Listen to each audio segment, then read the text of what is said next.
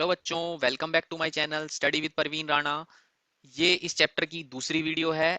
Last video में हमने first 8 questions cover किए थे और आज इस वीडियो में हम क्वेश्चन नंबर 9 to 15 करेंगे। तो बने रहिए हमारे साथ। आइए स्टार्ट करते हैं। तो नेक्स्ट क्वेश्चन कहता है the angle of elevation of the top of the building from the foot of the tower is 30 degree। ठीक है। And the angle of elevation of the top of the tower from the foot of the building is 60 degree. If the tower is 50 meter high, find the height of the building। ठीक है। तो आमने सामने एक दो एक tower और एक बिल्डिंग आमने सामने एक दूसरे के खड़े हैं। ऐसे ऐसे ये खड़ा हुआ है। ठीक है। और इनको ज्वाइन कर देते हैं। ठीक है। यहाँ से इसके फुट तक लेके जाना है हमें और इसके टॉप से सामने वाले के फुट तक। ठीक है। सो अब ये क्या कहता है,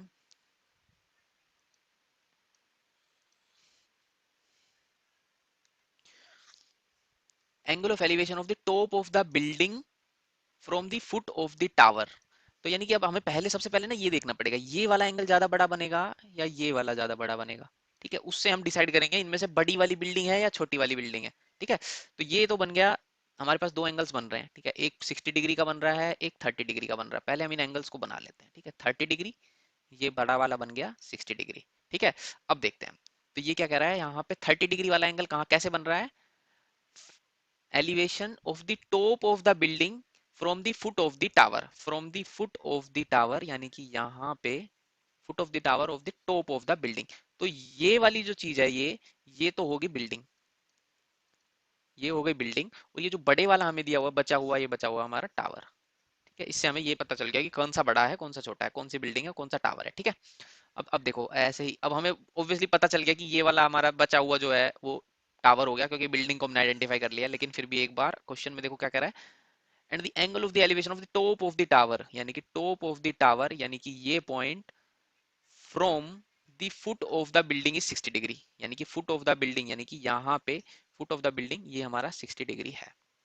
ठीक। तो अब क्या कह रहा है, if the tower is 50 meter high, तो ये जो हाइट दी हुई है टावर की, ये तो 50 मीटर दी हुई है। Find the height of the building, इसकी हाइट निकालनी है। ठीक है। अब इसमें देखोगे तो दो ट्रायंगल बन रहे हैं। एक तो यहां से इस पर नाम पहले दे देते हैं हम, ए बी सी और इसको डी दे देते हैं। ठीक है। तो पहले तो ए बी और सी ट्रायंगल बन रहा है। ठीक है। और फिर दूसरा ट्रायंगल बन रहा है बी सी डी। ठीक है, बी सी डी। तो पहले हम क्या करेंगे, ये जो टावर की जो हाइट दी हुई है, ये हाइट दी हुई है, इससे हम इसका बेस निकाल लेंगे। ठीक है। बेस निकालने के बाद हम फिर इस बेस से इस बिल्डिंग की हाइट निकाल लेंगे। राइट। ऐसा कर सकते हैं। तो ठीक है, करते हैं ऐसे ही।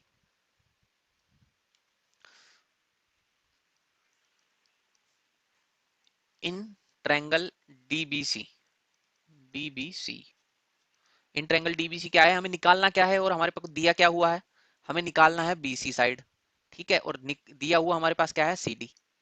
ठीक है। तो बीसी क्या है उस ट्रायंगल का, बीसी है बेस अपॉन, है क्या हमारे पास दिया क्या हुआ है, सीडी। सीडी यानी कि परपेंडिकुलर है। तो बेस अपॉन परपेंडिकुलर क्या होता है, यहाँ पे लिख लेते हैं आपकी रेफरेंस के लिए, पंडित बद्री प्रसाद हर हर बोले सोना चांदी तोले।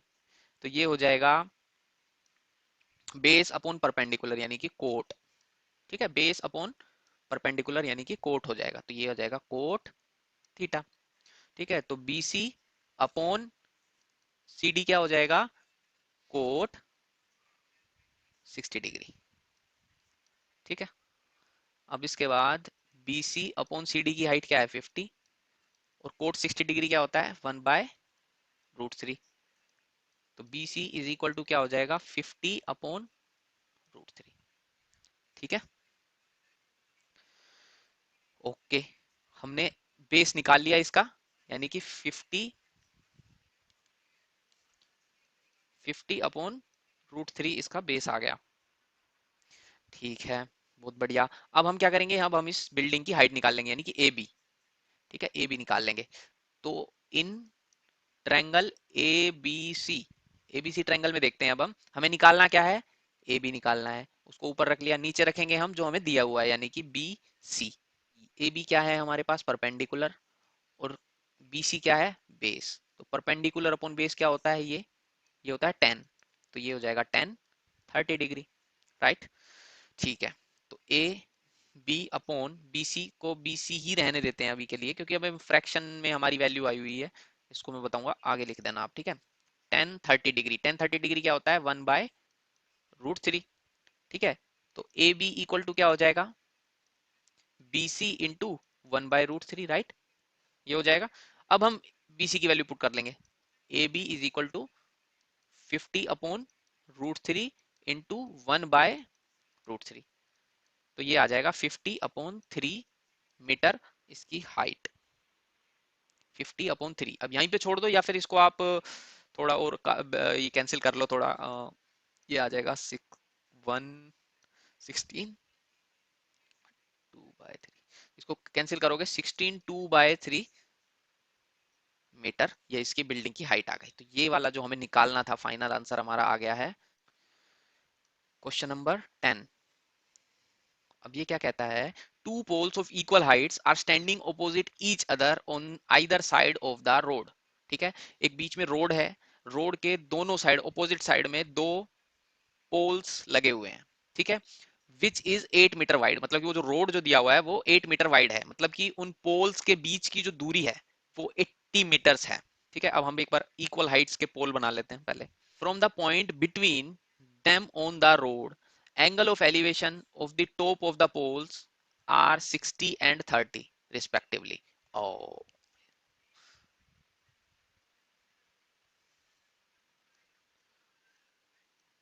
तो क्या है, एक पॉइंट है रोड पे, यानी कि यहां मान लेते हैं हम, ठीक है, और एक ऐसे। अब इसमें लिखा है from the point between them on the road. अब उन दोनों से दूर पे रोड के ऊपर एक पॉइंट बना हुआ है ये, ठीक है, इससे the angle of elevation of the top of the poles, तो दोनों के टॉप ऑफ द पोल्स पे एंगल बन रहा है, एंगल ऑफ एलिवेशन, एक का 30 डिग्री बन रहा है, एक का 60 डिग्री बन रहा है। तो ये मान लेते हैं हम, ये 30 डिग्री बन रहा है, ठीक है, और ये 60 डिग्री बन रहा है। ठीक है, वैसे हमारी फिगर में देखने से लग नहीं रहा, लेकिन जस्ट सोचो कि ये ऐसे बन रहा है। ठीक है, find the height of the poles at and the distance of the point from the poles. ठीक है, तो एक तरीके से हमें इसमें तीन चीजें निकालनी है। ठीक है, तीन चीजें निकालनी है, एक तो यहां से यहां तक की दूरी, दूसरा यहां से यहां तक की दूरी, और तीसरा निकालना है इस पोल की हाइट। ठीक है, तीन चीजें निकालनी है। तो हम क्या करेंगे, इसको मान लेते हैं x, इसको मान लेते हैं 80 - x। ठीक है, क्योंकि ये पूरा जो है 80 है। ठीक है, और इसको मान लेते हैं h। ठीक है, अब हम इससे क्या होगा ना, हमारा करने में आसानी रहेगी हमें थोड़ा सा, इमेजिन ये हम एज्यूम कर लेते हैं। तो ठीक है, तो अब इनका नाम दे देते हैं ए बी, ये सी और ये डी। ठीक है, ए बी सी डी, और यहाँ पे ई। ठीक है, अब हम कैसे करेंगे इस क्वेश्चन को, देखते हैं।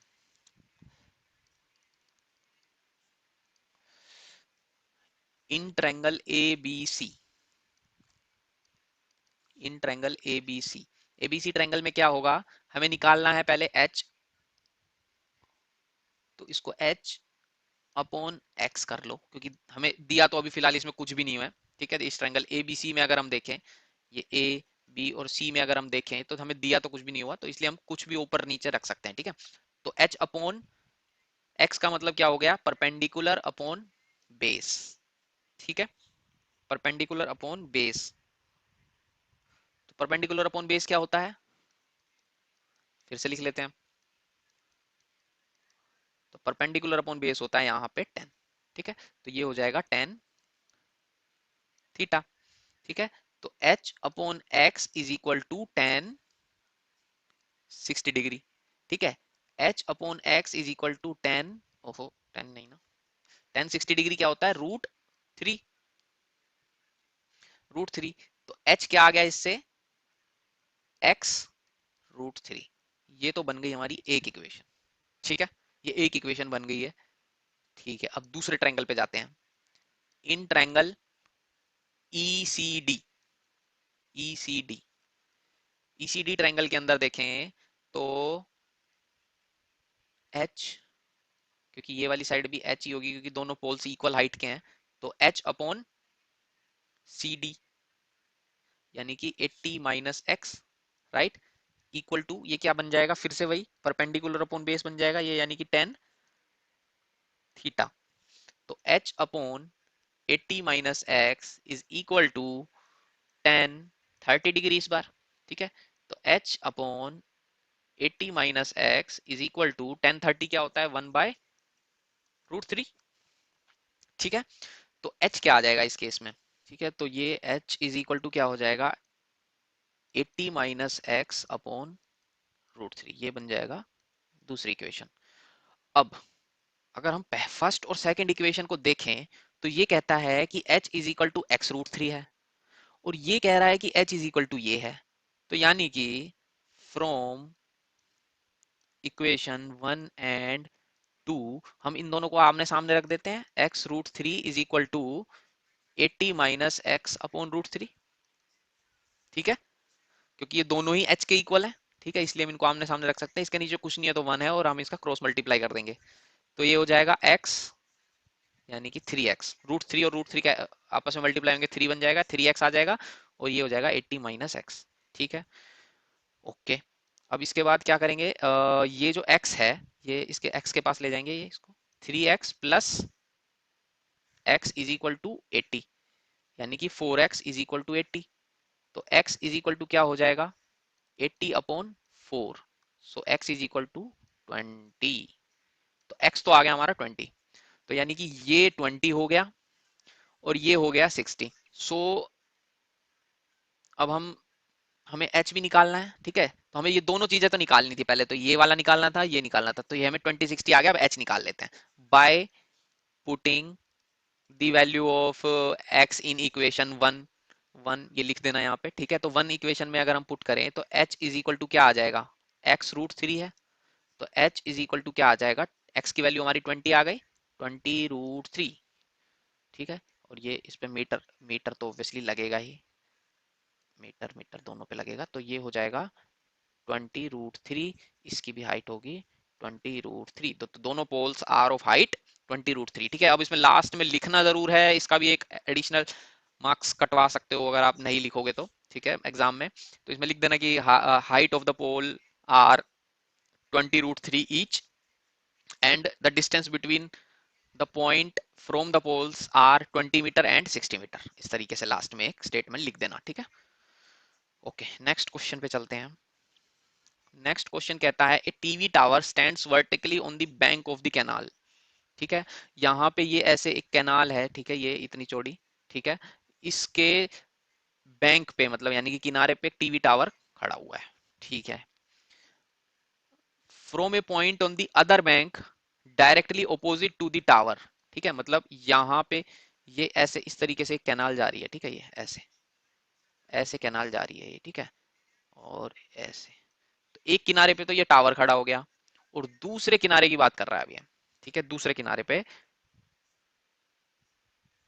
The angle of elevation of top of the tower is 60 degree, okay. So actually ये कैनाल यहां से नहीं जा रही है, मैं बता दूं, कैनाल यहां से नहीं जा रही है, कैनाल जा रही है आपकी यहां से, ठीक है, ऐसे है ये कैनाल, ठीक है। तो इस मतलब ये दूसरे दूसरे मतलब जो कैनाल के दूसरी साइड हो गई एक तरीके से, दूसरे पॉइंट पे अपोजिट साइड में, वहां पे angle of elevation of the top of the tower is 60 degree, तो ये 60 डिग्री का एंगल बना रही है, ठीक है, ये इसने दे दिया। From the another point 20 meter away from this point on the line joining the point to the foot of the tower, तो मतलब ऐसे ही एक और पॉइंट है अवे फ्रॉम द टावर, ठीक है, और अवे फ्रॉम दिस पॉइंट, ये 20 मीटर अवे है इससे, इस पॉइंट से सी से। अब the angle of elevation of top of the tower is 30 degree, तो इसका एंगल ऑफ एलिवेशन यहाँ पे इसने दे दिया कि ये 30 डिग्री है, ठीक है। Find the height of the tower and width of the canal, ठीक है। तो अब हमें फिर से वही लॉजिक लगाना पड़ेगा इसमें, ठीक है। लास्ट क्वेश्चन में जैसे किया था वैसे ही उसी तरीके से कुछ कुछ ये क्वेश्चन कह रहा है, ठीक है। सो अब हम इसको मान लेते हैं क्या, इसको मान लेते हैं h, ठीक है, और इसको मान लेते हैं x, इतने को, ये इतना, ठीक है। तो अब हम पूरे बड़े ट्रायंगल में अगर हम बात करें ऐसे ए बी और डी में, तो पहले इसमें देख लेते हैं in triangle A B D. In triangle A B D h यानी कि A B upon B D यानी कि एच अपॉन, और बी डी की हाई ये क्या हो जाएगी, ये 20 प्लस एक्स। ठीक है, तो ये हो जाएगा 20 plus x is equal to 10, है ना, परपेंडिकुलर अपॉन बेस हो गया ये। परपेंडिकुलर अपॉन बेस क्या होता है, टेन थीटा। ठीक है, तो H upon 20 plus x is equal to 10 30 degree. ठीक है, तो h upon 20 plus x is equal to 10 30 की वैल्यू क्या होती है, 1/√3। ठीक है, तो h क्या हो गया, 20 प्लस एक्स अपॉन √3। ये तो बन गई हमारी पहली इक्वेशन। ठीक है, यहां तक समझ में आ रहा है। अब हम इस छोटे ट्रायंगल में बात करेंगे, यानी कि ये वाला जो ट्रायंगल हो गया ना, ये वाला जो छोटा ट्रायंगल है इसके अंदर। ठीक है, इसके अंदर अगर हम बात करें, इसमें लिख लेते हैं in triangle C A B C, A B upon B C is equal to h upon x is equal to, क्या होगा, एच अपॉन एक्स मतलब perpendicular upon base, perpendicular upon base मतलब टेन थीटा, टेन 60 डिग्री है। ठीक है, तो H upon x is equal to 10 60 degree, 10 60 degree होता है √3। ठीक है, तो अब h is equal to x √3 आ गया, ये बन गई हमारी दूसरी इक्वेशन। अब अगेन वही देखो, सेम लास्ट क्वेश्चन में जैसे हमने किया था कि h इज इक्वल टू, ये कह रहा है फर्स्ट इक्वेशन कह रही है h इज इक्वल टू ये। ठीक है, और दूसरी इक्वेशन कह रही है h इज इक्वल टू ये, तो दोनों को आमने सामने रख लेते हैं। सो फ्रॉम इक्वेशन 1 and 2, तो 20 प्लस एक्स बाय √3, ये तो फर्स्ट इक्वेशन के अकॉर्डिंग था, इज इक्वल टू x√3। तो 20 प्लस एक्स, इसके नीचे कुछ नहीं है तो 1 है, और ये हो जाएगा क्रॉस मल्टीप्लाई इससे। ठीक है, तो इज इक्वल टू 3x आ जाएगा। ठीक है, ये आ जाएगा 20 इज इक्वल टू 3x, और ये इधर आके माइनस हो जाएगा इक्वल टू के इधर आके, तो ये 30 किसने लिखा है, 3x माइनस एक्स, तो 20 is equal to 2x, x is equal to 20 upon 2, x is equal to 10। Okay, बहुत बढ़िया। तो इसकी चौड़ाई, जो ये कैनाल की चौड़ाई थी, वो तो आ गई 10 मीटर। ठीक है, अब हमें निकालनी है, यही तो निकालना था, height of the tower and width of the canal. तो विड्थ ऑफ द कैनाल तो आ गई हमारी 10 मीटर। अब हाइट ऑफ द टावर हम निकाल लेते हैं by putting the value of x in equation. किसमें, ये वाली आसान लग रही है, h इज इक्वल टू, ये छोटी है, तो by putting the value of x in equation 2। ठीक है, तो ये h is equal to x√3 है, तो h is equal to x की वैल्यू क्या है, 10√3। ठीक है, तो h हमारी आ गई 10√3 मीटर। तो height of the tower is 10√3 meter. दोनों चीजें निकल गई, यही क्वेश्चन था।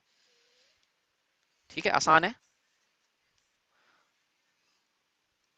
तो इस टाइप के क्वेश्चंस आते हैं एग्जाम में, और बहुत मतलब फ्री के नंबर समझो इनको यार, ये बहुत इजी क्वेश्चंस होते हैं, और इनके फ्री के नंबर हो गए, बहुत बढ़िया क्वेश्चन होते हैं। ठीक है, from the top of a 7 meter high building, the angle of elevation of the top of the cabin tower is 60 degree and the angle of depression from its foot is 45 degree. Determine the height of the tower. इसमें दिया हुआ है हमें ये कि ऐसे एक tower है,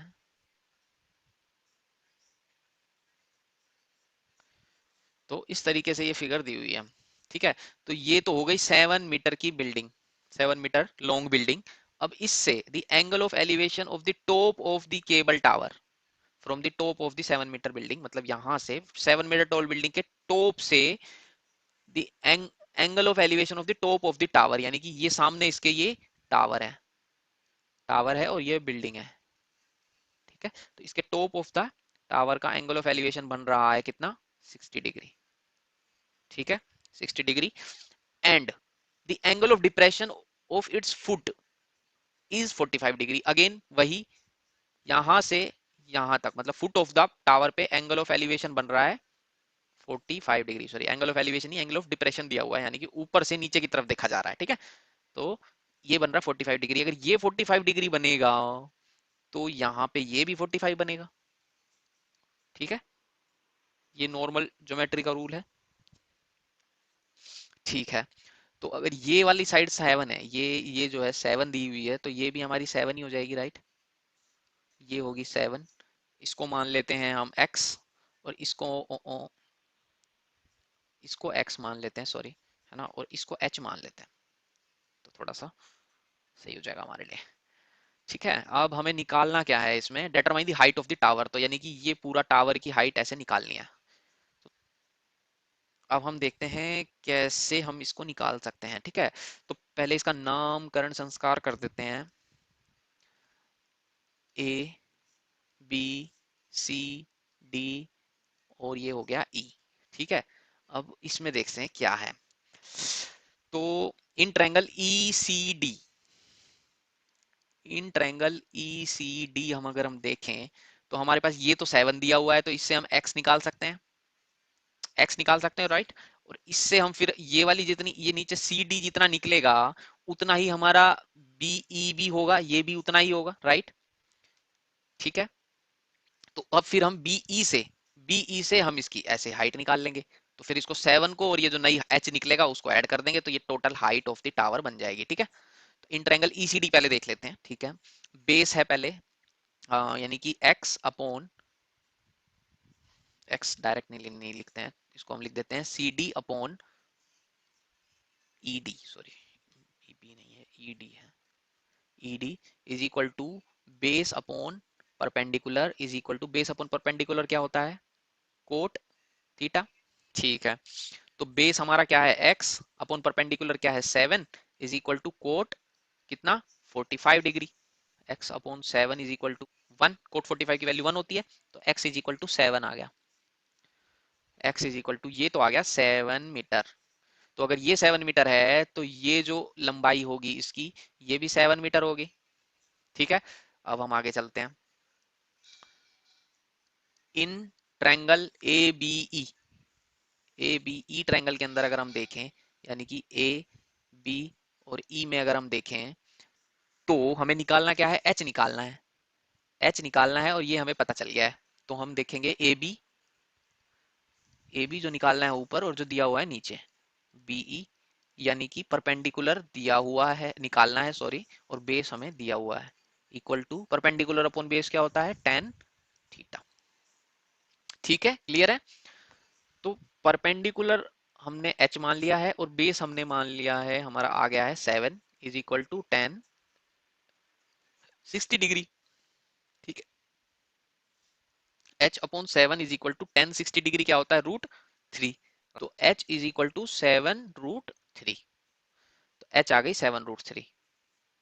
अब ये आ गया 7 √3, ठीक है। तो total height of the tower क्या है, ये वाली, ये पूरी total height of the tower हो गई, ठीक है। तो ये कैसे निकालेंगे हम, A C is equal to A B plus B C, तो ए बी कितना आ जाएगा हमारा, ए बी आया है हमारा 7 √3, ठीक है, और बी सी कितना है 7, तो ये आ जाएगा 7, इसमें से कॉमन ले लो, √3 + 1, ये आंसर आ जाएगा, यही इसका आंसर है।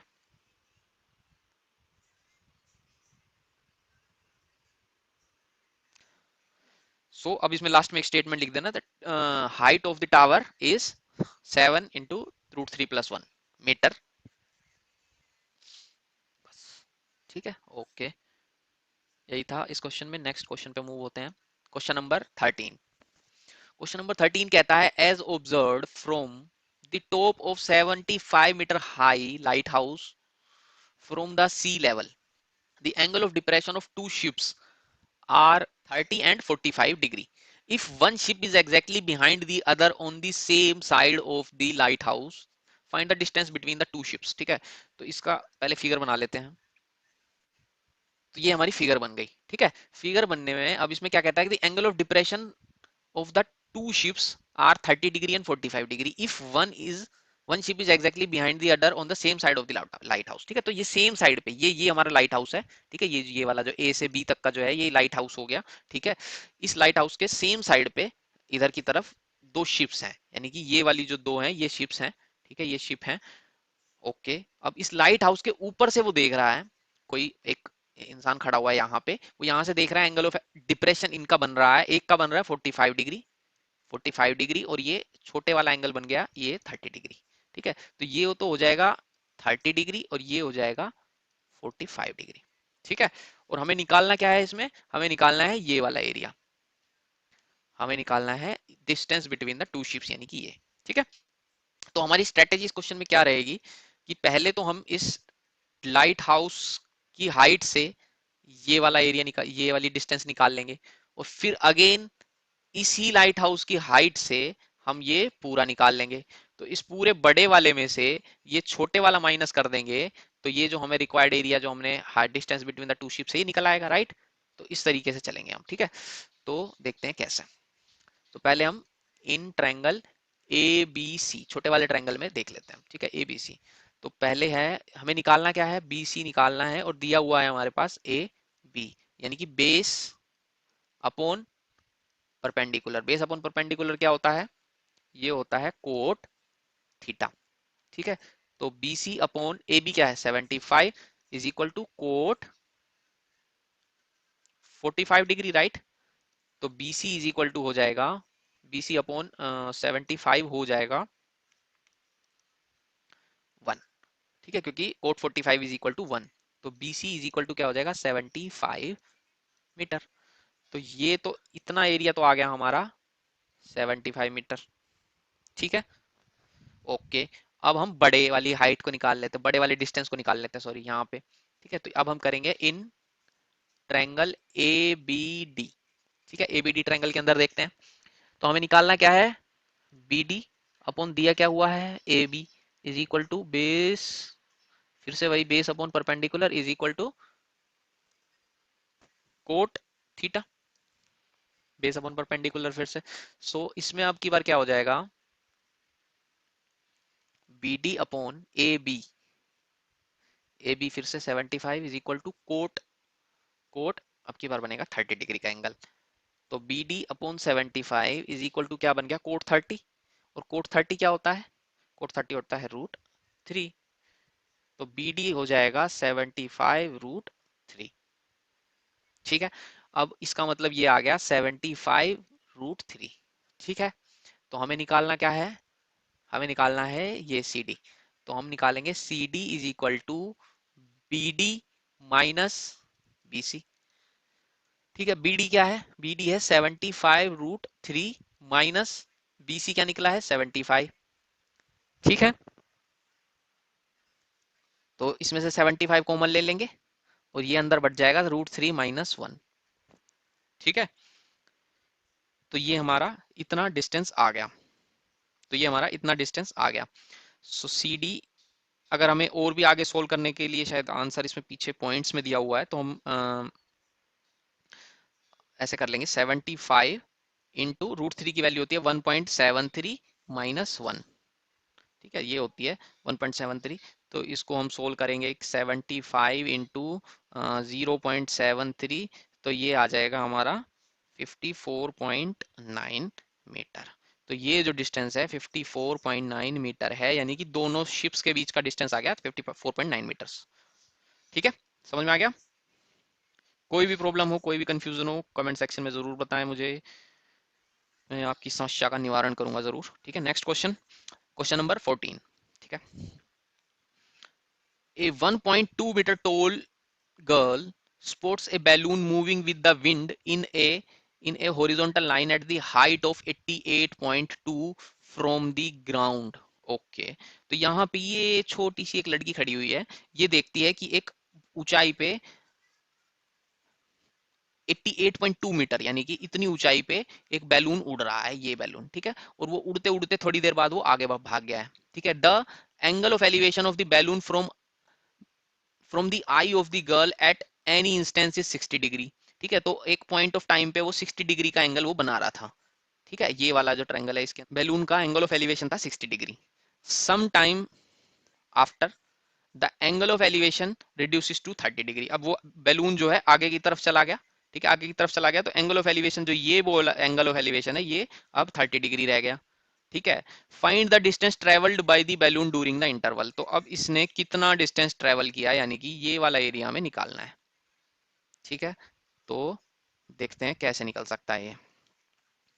तो इसको हम ऐसे एक बार ज्वाइन कर लेते हैं। ठीक है, और ये वाली जो 1.2 है ना, इसको हमें इस पूरी हाइट में से माइनस करना पड़ेगा ये अपनी कैलकुलेशन करने के लिए इसमें। ठीक है, इसमें ये पूरी ऐसी इसने तो यहाँ से जमीन से लेके और बैलून तक की हाइट दी हुई है 88.2, लेकिन हमें 88.2 से मतलब नहीं है अब, क्योंकि हमें उस वो जो लड़की है वो देख रही है आंखों से। ठीक है, तो उसकी हाइट हमें उसमें से रिड्यूस करनी पड़ेगी। ठीक है, बैलून की हाइट में से लड़की की हाइट माइनस करनी पड़ेगी, ये इसमें मेन पॉइंट है याद रखने वाला। ठीक है, तो इसकी हम बैलून की हाइट जो है इसको हम मान लेते हैं, इसमें से 88.2 में से 1.2 माइनस कर देंगे तो ये आ जाएगा 87। ठीक है, 87 अब हम हाइट कंसीडर करेंगे कोई भी कैलकुलेशन के लिए। ठीक है, तो हम क्या करेंगे, देखो हमें निकालना है यहां से यहां तक का एरिया। ठीक है, तो हम क्या करेंगे, पहले इस ट्रायंगल के अंदर, इस ट्रायंगल के अंदर से हमें ये पता है और ये पूरा डिस्टेंस निकाल लेंगे। ठीक है, ओके, ऐसे कर लेंगे एक बार तो। ठीक है, और दूसरी बार क्या करेंगे, हमें हमें ये पता है, इतना पता है, तो इस ट्रायंगल की हेल्प से हम इतना एरिया निकाल लेंगे ये वाला। ठीक है, तो हम पूरा एरिया में से ये छोटे वाला एरिया माइनस कर देंगे तो ये वाला एरिया आ जाएगा। ठीक है, इतना डिस्टेंस आ जाएगा। तो इस तरीके से हम इस क्वेश्चन को करेंगे आगे। ठीक है, सो देखते हैं कैसे। तो यहीं पे स्टार्ट कर देता हूँ। इन ट्रायंगल, इसका नाम दे देते हैं हम ए बी सी डी और ये हो जाएगा ई। ठीक है,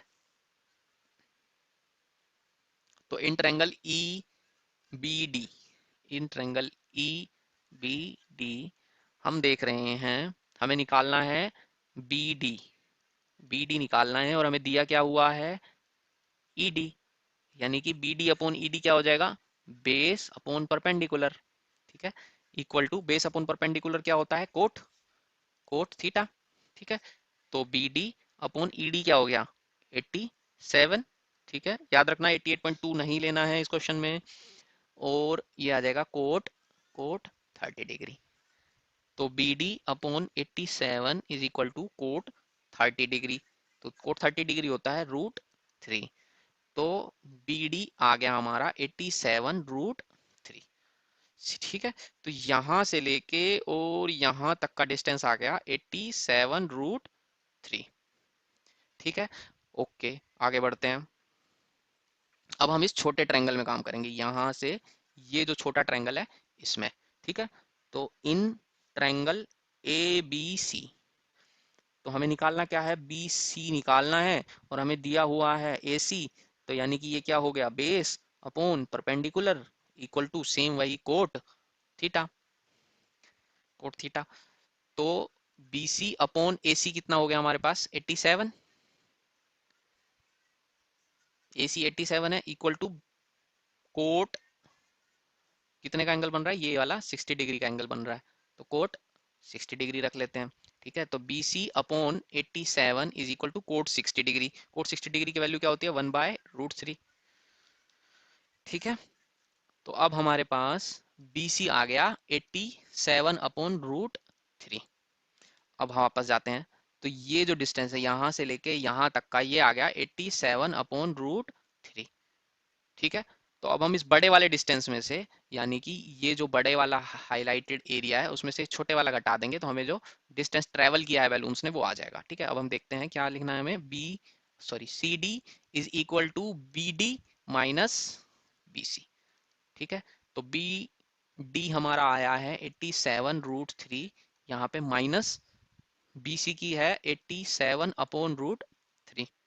इसके नीचे कुछ नहीं है तो 1 है, एलसीएम ले लेते हैं, √3 आ गया, तो 87 × 3 -87 ये आ जाएगा।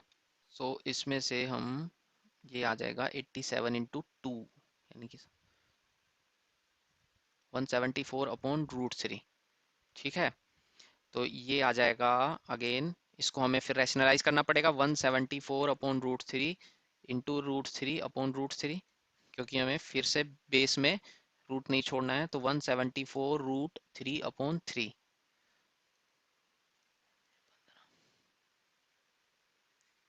ये आ जाएगा 58।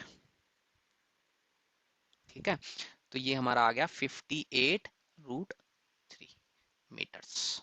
तो हमने क्या निकाला कि ये जो डिस्टेंस ट्रेवल किया है बैलून्स ने यहाँ से यहाँ तक, that is 58 root three metres. So distance travelled by the balloons is 58 root three metres. ठीक है, ये लिख देना लास्ट में स्टेटमेंट। ओके, नेक्स्ट क्वेश्चन पे चलते हैं। Question number 15। A straight highway leads to the foot of the tower.